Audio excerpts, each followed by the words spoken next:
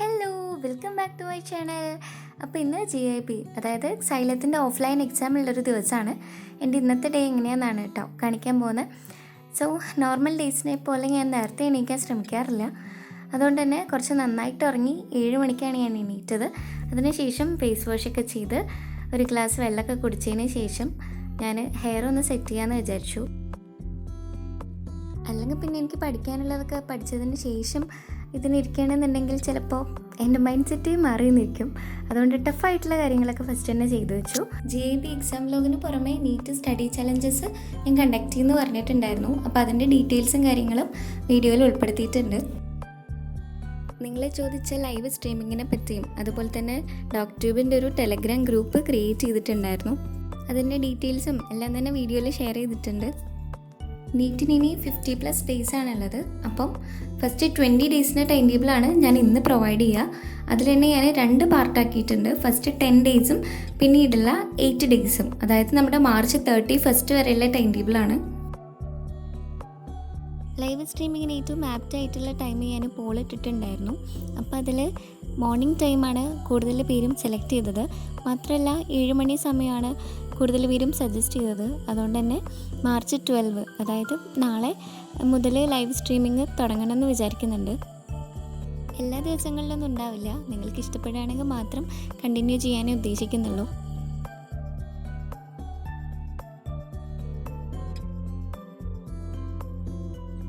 എൻ്റെ ഇന്നത്തെ first session start ചെയ്യുന്നത് 8:15 മുതലാണ്. 8:15 മുതൽ 9:30 വരെയായിരുന്നു. അനാട്ടമി ഓഫ് ഫ്ലവറിംഗ് പ്ലാന്റ്സ് എന്നുള്ള ചാപ്റ്ററിൻ്റെ ടെക്സ്റ്റ് ഞാൻ ജസ്റ്റ് ഒന്ന് റിവൈസ് ചെയ്തു. അതിനുശേഷം ഓർഫോളജിയിലെ ആഡ് ചെയ്ത ഫാമിലീസ് എനിക്കൊന്ന് റിവൈസ് ചെയ്യാനുണ്ടായിരുന്നു. ഫാമിലീസ് ഡീറ്റെയിൽ ആയിട്ടൊന്നും ഞാൻ നോക്കിയിട്ടുണ്ടായിരുന്നില്ല, എങ്കിലും ഇമ്പോർട്ടൻ്റ് ആയിട്ടുള്ള കുറച്ച് കാര്യങ്ങളൊക്കെ നോക്കി. ടെലഗ്രാം ഗ്രൂപ്പിൽ നിങ്ങൾ ആവശ്യപ്പെടുന്ന ടോപ്പിക്സിൻ്റെ വോയിസസ് പ്രൊവൈഡ് ചെയ്യാനാണ് ഞാൻ ഉദ്ദേശിക്കുന്നത്. അപ്പം നിങ്ങൾക്ക് ഇൻട്രസ്റ്റ് ഉണ്ടെങ്കിൽ ഡിസ്ക്രിപ്ഷനിൽ ഞാൻ ലിങ്ക് കൊടുക്കാം, ജോയിൻ ചെയ്യാം. ഗ്രൂപ്പിൽ ഞാനൊരു ഫിക്സഡ് ടൈം വെച്ചിട്ടുണ്ട്. അപ്പോൾ നിങ്ങൾക്ക് വല്ല സജഷൻസോ അല്ലെങ്കിൽ വല്ല ഡൗട്ട്സോ ഇനി നിങ്ങൾക്ക് വേണ്ട ടോപ്പിക്സ് എല്ലാം തന്നെ ആ ഒരു സമയത്ത് നിങ്ങൾക്ക് ചോദിക്കാം.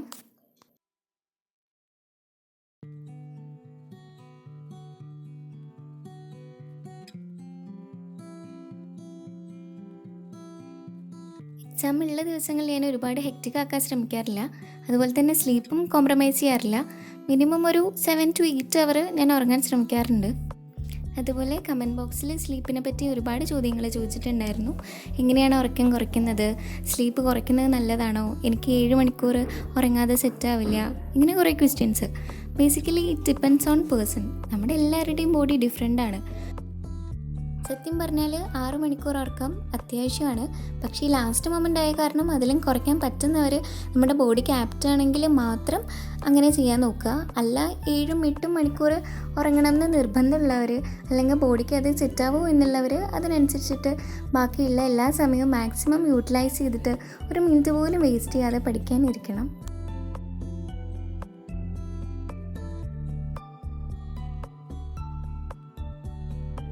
അതിനുശേഷം 9:30 മുതൽ 10:30 വരെ ഞാൻ ബയോഡൈവേഴ്സിറ്റി ടെക്സ്റ്റ് വായിച്ചു. ഫുള്ളൊന്നും വായിച്ചിട്ടുണ്ടായിരുന്നില്ല. ആ ചാപ്റ്ററിൽ ഒരുപാട് നമ്പേഴ്സാണ്. അതുകൊണ്ട് തന്നെ ഒന്ന് റിവൈസ് ചെയ്തില്ലെങ്കിൽ സെറ്റാവില്ലായിരുന്നു.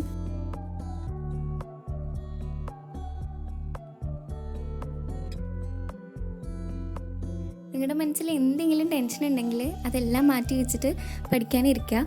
ബിക്കോസ് ടെൻഷൻ അടിച്ചു കഴിഞ്ഞാൽ ഉള്ളതും കൂടെ പോകുന്നു മാത്രമേ ഉള്ളൂ. അതുകൊണ്ട് തന്നെ അതൊന്നും ആലോചിക്കാതെ പറ്റുന്ന സമയം ഇനിയുള്ള ദിവസങ്ങൾ മാക്സിമം പ്രൊഡക്റ്റീവ് ആക്കുക. വരുന്നത് വരട്ടെ, നമുക്ക് കിട്ടുമോ ഇല്ലയോ എന്നുള്ളത് നെക്സ്റ്റ് ക്വസ്റ്റ്യനാണ്. നമ്മൾ മാക്സിമം വർക്ക് ചെയ്യുക. അതുപോലെ ബയോളജി എപ്പോഴും റിവൈസ് ചെയ്തുകൊണ്ടിരിക്കുക. നമ്മൾ ഏറ്റവും ഈസി എന്ന് വിചാരിച്ചിരിക്കുന്ന ബയോളജി തന്നെയായിരിക്കും നമുക്ക് അവസാനം പണി തരാൻ പോകുന്നത്. സോ ബയോളജിയിൽ എപ്പോഴും നമ്മളൊരു 300+ പോരാ എങ്കിലും 340+ കീപ്പ് ചെയ്യാൻ ശ്രമിക്കുക. എനിക്കും ഇപ്പോൾ ഒരുപാട് മിസ്റ്റേക്സ് വരുന്നുണ്ട്. ചെറിയ ചെറിയ കെയർലെസ് മിസ്റ്റേക്കുകളാണ്, എങ്കിൽ കൂടെ അത് സെറ്റാക്കണം. 2023 കട്ട് ഓഫ് മാർക്സ് നോക്കുകയാണെങ്കിൽ നല്ല ഹൈ ആണ്. അതുകൊണ്ട് നന്നായി വർക്ക് ചെയ്താൽ മാത്രമാണ് നമുക്കൊരു ഗവൺമെൻറ് കോളേജിൽ അഡ്മിഷൻ കിട്ടുള്ളൂ. നമ്മളൊരു 620+ മിനിമം സ്കോർ ചെയ്യണം. മോക്ക് ടെസ്റ്റിൽ മാക്സിമം മാർക്സ് ഇമ്പ്രൂവ് ചെയ്ത് കൊണ്ടുവരാൻ ശ്രമിക്കുക. ഇപ്പം മാർക്ക് കുറവാണെന്ന് വെച്ച് വിഷമിക്കേണ്ട, നമുക്ക് ടൈമുണ്ട്, ഇനി ഇമ്പ്രൂവ് ചെയ്യാം. നിങ്ങൾ പഠിച്ചു തീർന്നിട്ടില്ല എന്ന് വെച്ചിട്ട് എക്സാംസ് സ്കിപ്പ് ചെയ്യുന്നുണ്ടെങ്കിൽ അത് ചെയ്യരുത്. ബിക്കോസ് എക്സാം എഴുതുമ്പോഴാണ് നമ്മുടെ ലെവൽ എന്താണ്, അല്ലെങ്കിൽ നമുക്ക് പറ്റുന്ന മിസ്റ്റേക്ക് എന്താണ് എന്നൊക്കെ മനസ്സിലാക്കാൻ പറ്റുള്ളൂ. എനിക്ക് പറ്റുന്ന ഏറ്റവും വലിയ മിസ്റ്റേക്ക് ഞാൻ ഇതിനു മുന്നേ പറഞ്ഞിട്ടുണ്ട്, ടൈമിൻ്റെ ഇഷ്യൂവിലാണ്. എനിക്ക് എപ്പോഴും ടൈം തികയാതെ വരാറുണ്ട്. അതിനുള്ള മെയിൻ റീസൺ എന്ന് പറയുന്നത്, എനിക്കൊരു ക്വസ്റ്റ്യൻ കിട്ടാതെ വരികയാണെങ്കിൽ അത് വിട്ടിട്ട് നെക്സ്റ്റ് ക്വസ്റ്റ്യൻ ചെയ്യാനുള്ള ഒരു ടെൻഡൻസി എനിക്കില്ല എന്നുള്ളതാണ്. എനിക്കിത് ചെയ്യാൻ അറിയാം, പക്ഷെ ചെയ്തിട്ട് കിട്ടുന്നില്ല. അറിയുന്ന ക്വസ്റ്റ്യൻ എങ്ങനെയാണ് വിട്ട് കളയുക എന്ന് വിചാരിച്ചിട്ട് ഒരു 10 മിനിറ്റ്, ചിലപ്പോൾ 11 മിനിറ്റ് 12 മിനിറ്റ് നമ്മളറിയില്ല ഒരു ക്വസ്റ്റ്യനിൽ സമയം പോകുന്നത്. പക്ഷേ അത്രയും സമയം മേ ബി ഈസി ആയിട്ടുള്ള ക്വസ്റ്റ്യൻസ് അപ്പുറത്തുണ്ടാവും, അത് നമുക്ക് അറ്റൻഡ് ചെയ്യാൻ പറ്റില്ല. ഇപ്പോൾ പക്ഷേ ഞാൻ അതിൽ നിന്ന് ഒരുപാട് ഇമ്പ്രൂവ് ആയിട്ടുണ്ട്. ഒരു ക്വസ്റ്റ്യൻ എനിക്ക് കിട്ടില്ല എന്നുണ്ടെങ്കിൽ ഓക്കെ, അത് പിന്നെ ചെയ്യാം എന്ന് വിചാരിച്ചിട്ട് ഞാനിപ്പോൾ മാറ്റി വയ്ക്കാൻ തുടങ്ങിയിട്ടുണ്ട്. അങ്ങനെ ഓരോ എക്സാംസ് കഴിയുന്തോറും നിങ്ങൾ നിങ്ങളുടെ മിസ്റ്റേക്ക് മാറ്റിയിട്ട് അതിനെ ഇമ്പ്രൂവ് ചെയ്ത് കൊണ്ടുവരാൻ ശ്രമിക്കുക. അങ്ങനെ പഠിത്തെല്ലാം നിർത്തി ഒന്ന് ഫ്രഷായി അമ്മയുടെ ഇഡ്ഡലിയും സാമ്പാറും ചട്നിയും ചമ്മന്തിയും എല്ലാം കൂട്ടി ഫുഡ് അടിച്ച് സെറ്റായിട്ടാട്ടോ വീട്ടിൽ നിന്ന് ഇറങ്ങിയപ്പോൾ തന്നെ കുറച്ച് വൈകിട്ടുണ്ടായിരുന്നു.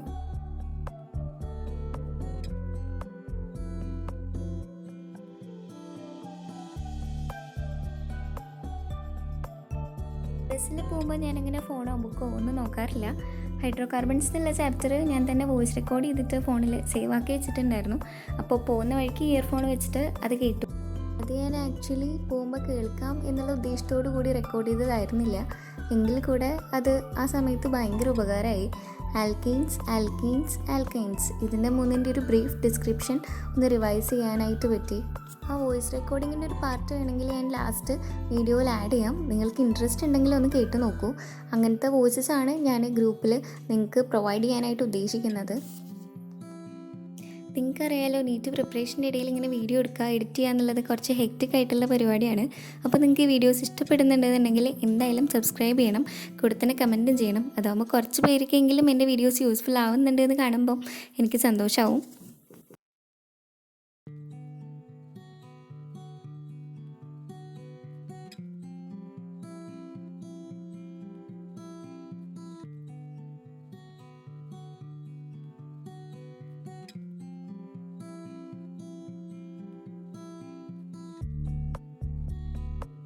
അങ്ങനെ അവിടെ എത്തിയപ്പോൾ തന്നെ 1:30 കഴിഞ്ഞിട്ടുണ്ടായിരുന്നു. അങ്ങനെ പിന്നെ രജിസ്ട്രേഷൻ എല്ലാം കഴിഞ്ഞ് എക്സാമിന് കയറി. 2000 years later. എക്സാം കഴിഞ്ഞപ്പോൾ നല്ല വിശപ്പായിരുന്നു. ക്ലൈമറ്റ് പിന്നെ പറയണ്ടല്ലോ, നല്ല ചൂടായിരുന്നു. അങ്ങനെ ഒരു പിസ്ത ഷേക്കൊക്കെ കുടിച്ച് വീട്ടിൽ വന്നു. ജസ്റ്റ് ഒന്ന് നോക്കി. മാർക്ക് കൂട്ടി നോക്കിയതോ ഡിസ്കഷൻ കണ്ടതൊന്നും ഇല്ല കേട്ടോ. എത്തിയപ്പോൾ കുറച്ച് വൈകിട്ടുണ്ടായിരുന്നു. മാത്രമല്ല നല്ല ക്ഷീണം ഉണ്ടായിരുന്നു. അങ്ങനെ അന്നത്തെ ദിവസം എൻഡ് ചെയ്തു. പിന്നെ ഇത് ടൈം ടേബിളാണ്. ഇനിയുള്ള 50 ഡേയ്സിൽ ഫസ്റ്റ് 20 ഡേയ്സിൻ്റെ ടൈം ടേബിളാണ് ഞാൻ ഷെയർ ചെയ്യാൻ പോകുന്നത്. ഫസ്റ്റ് വരുന്നത് ബയോളജിയുടെ 10 ഡേ ചലഞ്ചാണ്. +1ലെയും +2ലെയും 32 ചാപ്റ്റേഴ്സ് ഒരു ദിവസം ഒരു 3-4 ചാപ്റ്റർ വെച്ച് 10 ദിവസത്തിനുള്ളിൽ തീർക്കാനാണ് പ്ലാൻ. അതുപോലെ തന്നെ അതിൻ്റെ കൂടെ തന്നെ ഓർഗാനിക് കെമിസ്ട്രിയും ഇൻക്ലൂഡ് ചെയ്തിട്ടുണ്ട്. ഇനോർഗാനിക് കെമിസ്ട്രി നമ്മുടെ ഓൾറെഡി റിവിഷൻ കഴിഞ്ഞിരുന്നു. എങ്കിൽ കൂടെ അതൊന്നുകൂടെ റിവൈസ് ചെയ്യണം. ബിക്കോസ് അതിന് നമുക്ക് ഈസി ആയിട്ട് സ്കോർ ചെയ്യാൻ പറ്റും. അതുകൊണ്ട് തന്നെ ഇനോർഗാനിക് കെമിസ്ട്രിയും അതുപോലെ തന്നെ ഫിസിക്കൽ കെമിസ്ട്രിയും അതുപോലെ ഫിസിക്സ് +2 നമ്മൾ നന്നായിട്ട് ഫോക്കസ് ചെയ്യേണ്ട ഒരു ഭാഗമാണ് ഫിസിക്സ് +2. അപ്പം ഇത് മൂന്നും കൂടെ നെക്സ്റ്റ് 22 മുതൽ 31 വരെയുള്ള ടൈമിലാണ് സെറ്റ് ചെയ്തിട്ടുള്ളത്. ബയോളജി 3 ചാപ്റ്ററും ഒപ്പം തന്നെ കെമിസ്ട്രി 1 ചാപ്റ്ററുമാണ് ഒരു ദിവസം വരുന്നത്. ഒരുപാട് ഹെക്റ്റിക് ഒന്നുമല്ല. ഞാൻ പ്ലാൻ ചെയ്തിട്ടുള്ളത് എക്സാംസ് ഇല്ലാത്ത ദിവസങ്ങളിൽ രാവിലെ ഒരു 5 മണി മുതൽ ഒരു 10 മണി വരെ നമ്മൾ കണ്ടിന്യൂസ് ആയിട്ട് ഇരിക്കുകയാണെന്നുണ്ടെങ്കിൽ ബയോളജി നമുക്ക് ഇത്രയും ചാപ്റ്റേഴ്സ് തീർക്കാൻ പറ്റും.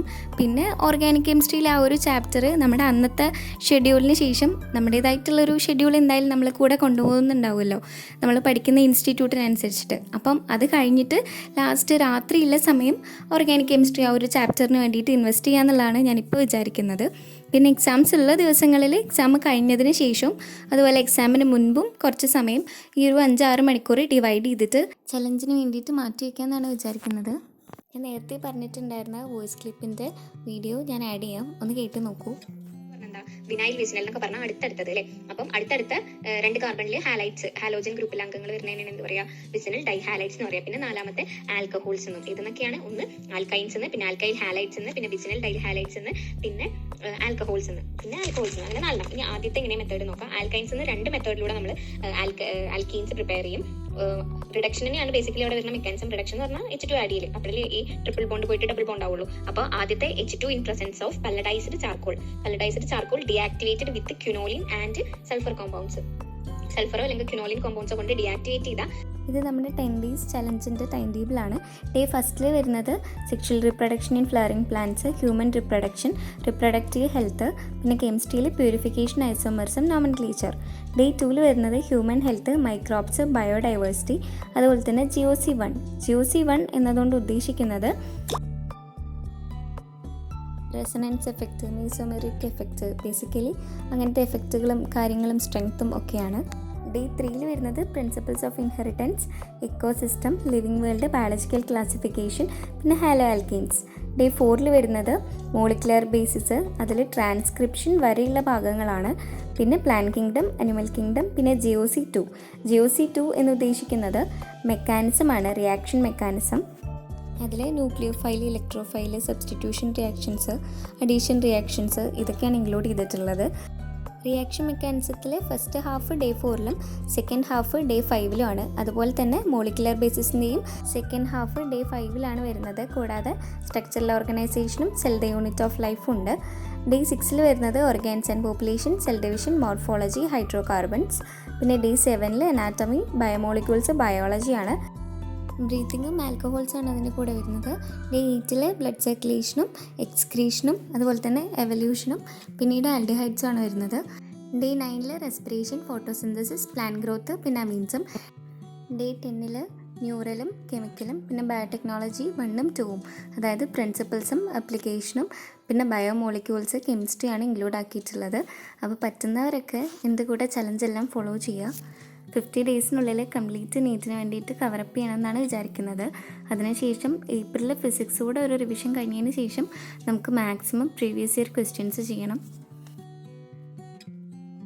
ഞാനെൻ്റെ അപ്ഡേറ്റ്സും കാര്യങ്ങളൊക്കെ അറിയിക്കുന്നത് കമ്മ്യൂണിറ്റി ടാബിലൂടെയാണ്. അവിടെ ഞാൻ ആക്റ്റീവാണ്. നിങ്ങൾക്ക് എന്തെങ്കിലും ഡൗട്ട്സ് ഒക്കെ ഉണ്ടെങ്കിൽ ചോദിക്കാം. മാത്രമല്ല ടൈം ടേബിളും കാര്യങ്ങളൊക്കെ ഞാൻ അധികം ഷെയർ ചെയ്യാറുള്ളതും അതിലൂടെ തന്നെയാണ്. സോ അത് ചെക്ക് ചെയ്യുക. അപ്പോൾ എല്ലാവരും നന്നായിട്ട് പഠിക്കുക. Thank you for watching.